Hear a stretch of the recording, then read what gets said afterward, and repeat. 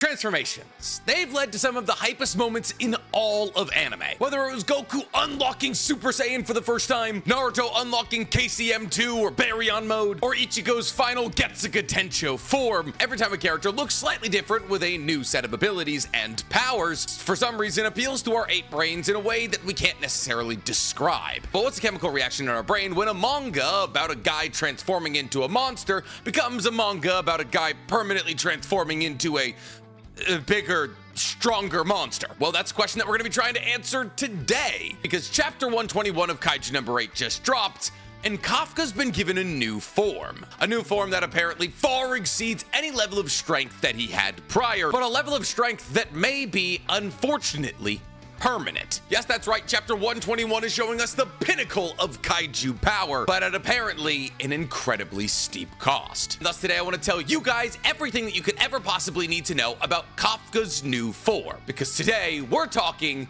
Kafka's new form is broken. But before we get to breaking anything ourselves, guys, here, please, for me, like this video, subscribe to the page, and hit that noti bell. So, unfortunately, Kaiju number 8's kind of pulling a Black Clover in these last couple of months. That is to say, in the hypest moments we've ever received in this manga, the manga production has slowed down exponentially. See, for the first 100 or so chapters, Kaiju number 8 was released weekly. However, on the 4th week of every month, we got a .1 chapter. A chapter that was simply constituted of a couple of drawings of key characters from Kaiju number 8. However, those .1 chapters have disappeared. And now, instead of receiving .1 chapters, the release of Kaiju number 8 has just become kind of sporadic, with sometimes as little as 2 weeks between chapters and sometimes as much as a month between chapters. And this is unfortunate because for all intents and purposes, it appears as though we're fastly approaching the end of this story. And yet we're receiving some of the hypest moments we've ever gotten from this manga, but because of how sporadic its release is, not that many people are talking about it. And I believe no piece of evidence illustrates that point more accurately than the fact that over the last 2 chapters of Kaiju number 8,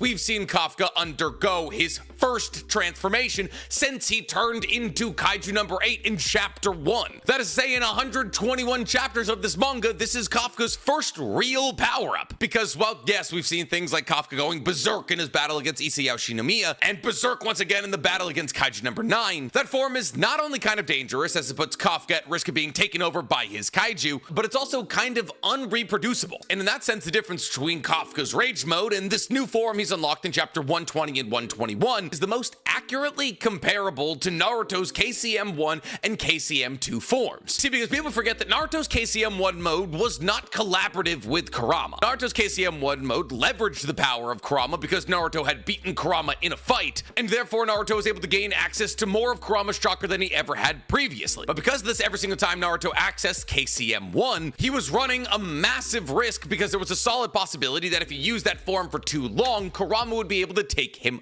over. Kafka's rage mode is no different. And ironically, both Naruto and Kafka go about unlocking their heightened form in the same way. As the way that Naruto goes from KCM1 to KCM2 is learning Kurama's name and befriending him, and the way that Kafka gains his what we'll call white form is by understanding the pain and anguish that made the Kaiju number 8 kaiju in the first place. And thus it was understanding that allowed for both Kafka and Naruto to unlock this form. But it doesn't mean that this form is a one-to-one copy of KCM2. No, it's actually incredibly different. Mostly because Naruto's KCM2 form is reversible. See, we learned in chapter 118 the origin of Kafka's kaiju power. See, because throughout the entirety of Kaiju number 8's manga, there's been some foreshadowing surrounding samurai. And we learned in chapter 116, 117, and 118, finally, why these masked samurai kept showing up all throughout the story. See, apparently the ancestral word-righty power that cuts people in half of Kaiju number 9 is something that's manifested over multiple different generations. And the last and most pertinent time that Kaiju number 9 rose to power and fought against humanity in the 1600s, when the kaiju hunters of the time were armed with nothing more than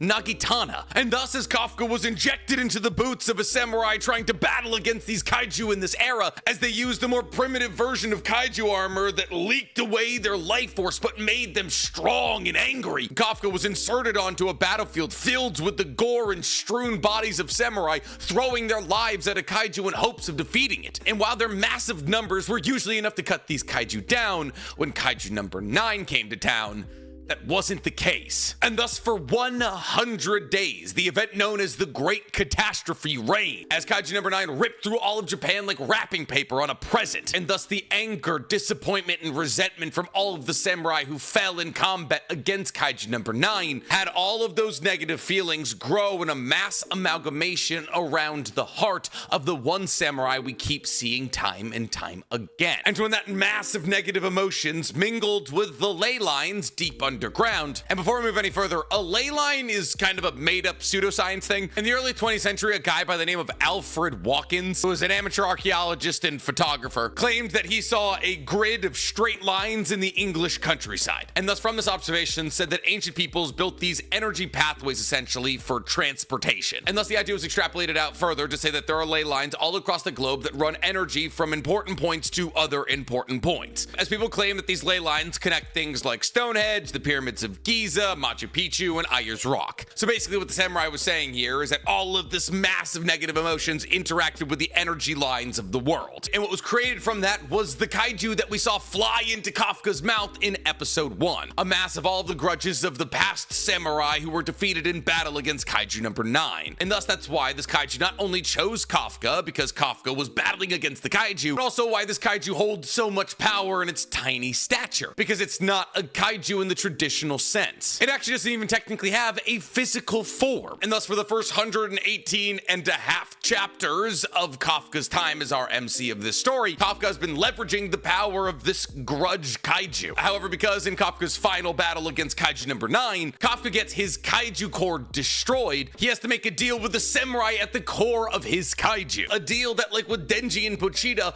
bonds these two entities forever. See, because with the lack of a kaiju core, a kaiju cannot survive. It's like a kaiju's heart. And thus, in order to replace this lost kaiju core, the samurai at the center of the kaiju makes Kafka a deal. That Kafka will be able to find enough power to defeat Kaiju number 9 in combat so long as he gives the kaiju his heart. That is to say that Kafka has to hand over his heart to the amalgamation kaiju inside of him and make his heart the new kaiju core. And thus, in that moment, Kafka's kaiju gives Kafka an ultimatum. Accept your heart back as your own and revert into being a human, or turn your heart into a core and become a beast. But if Kafka accepts to turn his heart into a core, he'll never be able to revert back to a human. And thus Kafka makes the choice to convert his heart into a core, meaning he's given up on his humanity. And in that moment, the samurai inside of him takes his heart and monsterizes it. And as Kafka shoves that core into his chest, lightning fires out of his eyes as power pulses through his veins. Now, when Kafka returns to life in chapter 119 and chapter 120, he comes back in his standard kaiju form. However, in this standard kaiju form,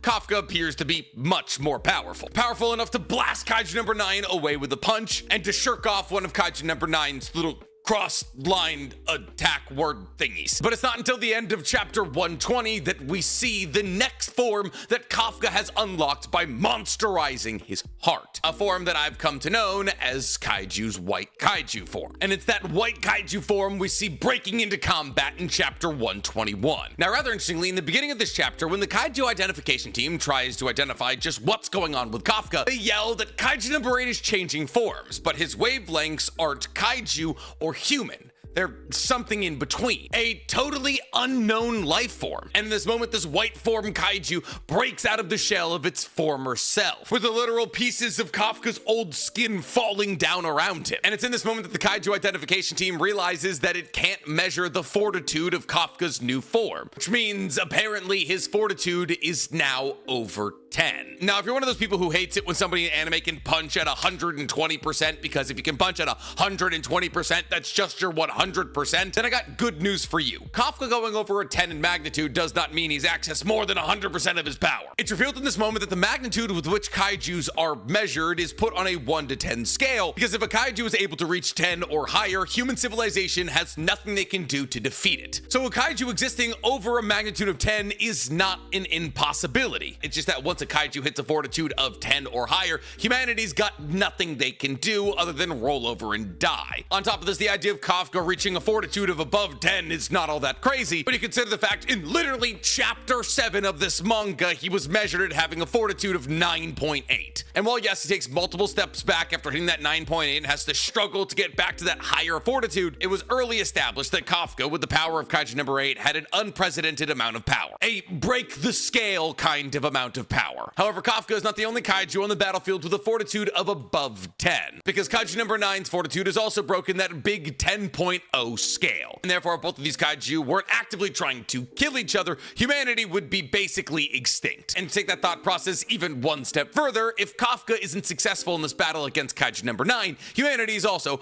basically extinct. Because if kaiju number 9 has a fortitude of over 10 and there's nobody else with a fortitude over 10, there's nothing anybody can do to stop it. However, it's at this moment that Kafka puts everybody's minds at ease, as he realizes that the shockwaves from his new transformation destroyed 2 drones that were watching the fight from above, which shocks everybody who's watching because this new monsterized version of Kafka has all the same human mannerisms as Kafka. And thus Kafka says to all of those listening, I racked up this debt. I'll be sure to work it off. Which puts everybody, Mina most importantly, at ease. Now, at this point, everybody begins to speculate about just what happened to Kafka, as everyone identifies that this new form is separate from the form that he gets when he goes berserk. But before anybody can come to any real concrete conclusions, we cut back to Kafka's POV, as we see him standing over a bubbling bed of water. And it's revealed that this bubbling mass that he's standing on are all of the negative emotions of those killed by kaiju number 9. Regret, resentment, rage, bitterness, bubbling into him as an infinite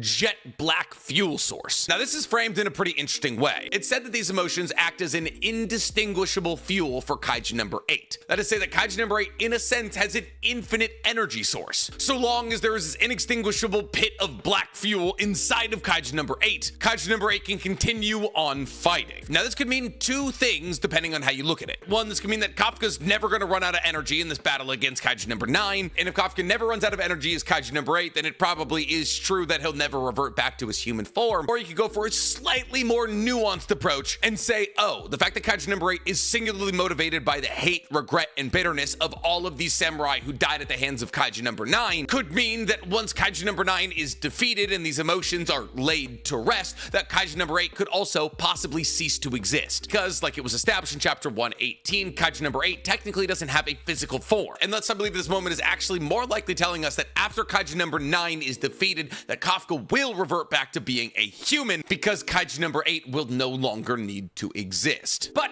who's to say? For the meanwhile, let's watch the most ripped version of Kafka we've ever seen beat down on kaiju number 9, because that is exactly what happens as Kafka releases a wave of energy. And in this moment, as kaiju number 9 looks at Kafka, it sees the army of samurai screaming, ready for combat. And because of that, it begins to laugh, possibly reminiscing about the greatest 100 days of its life, where prior to running out of energy, it was allowed to rip through Japan with no consequences. And thus, in response to Kafka's release of energy, it explodes forth with energy, dashing towards him and grabbing Kafka by the face with so much force that it immediately levels an entire city block. And as debris is sent at all of the soldiers left on the battlefield, we see in actuality that Kafka has barely moved and is pointing at a tower off in the distance and telling kaiju number 9, hey, if we fight here, everybody will get caught up in it. Let's fight over there. Now, this blow didn't do nothing to Kafka. It does appear to have drawn blood from his forehead, but Kafka does a bit more as he turns to kaiju number 9 and throws a right straight directly into his face that blasts him back to the tower that Kafka wants to fight at. And the chapter ends with a full view of Kafka's new form as he rotates his shoulder and says,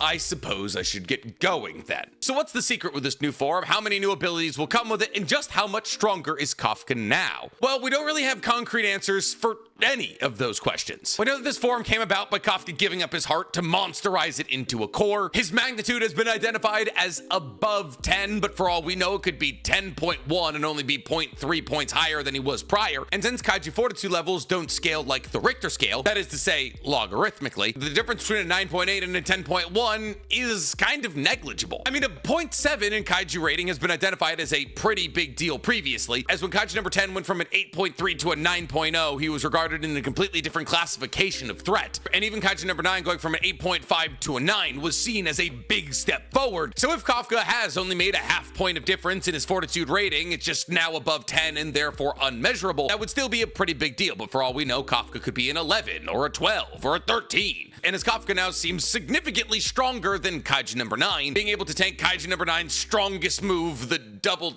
crossword slashy thing, in his base form prior to changing, that is, and shrug it off with a minimal amount of damage that he was able to regenerate almost instantaneously, speaks to the fact that if kaiju number 9 is above 10.0, that kaiju number 8 is now probably significantly over 10.0. Now, as to whether or not Kafka is going to get any new moves in this form, I can't say. I could possibly see a circumstance in which Kafka is able to generate some kind of Nagitana-esque weapon to draw even more connections between him and his samurai ancestors. But for the moment, all we've seen from this new form of Kafka is what we've been seeing from Kafka the entirety of kaiju number 8, which is big old powerful punchies. But I do also foresee a future where Kafka leans on some of the other abilities that we've seen him use 1 or 2 times, like his energy roar or his energy blast that allows him to propel himself with blasts of energy. On top of that, some people believe that the reason that Kafka was able to survive the slashing attack of kaiju number 8 in chapter 120 is that Kafka now has a force field-esque ability. Similar to the power that kaiju number 9 has through the consumption of kaiju number 2, it was revealed that when Kafka was slashed by kaiju number 9's attack, that Kafka has a force field around his core, and thus the usage of this force field outside of surrounding his core may come into play with this new form. But for the moment, that's genuinely all we know about Kafka's new break onto the scene as the most powerful entity in his universe. But I'm curious to hear from you guys. How do you feel about this new chapter, Kafka's new form, and what do you think we're going to see from him in future chapters? Let me know in the comments below. And while you guys are down there, please, for me, like this video, subscribe to the page, and hit that noti bell. There's no way he spends the rest of his story as a kaiju, right? I mean, that's just, not only is that like not a kaiju number 8 thing that would happen, that's just not a thing that would happen in anime and manga. That's too many consequences for the MC.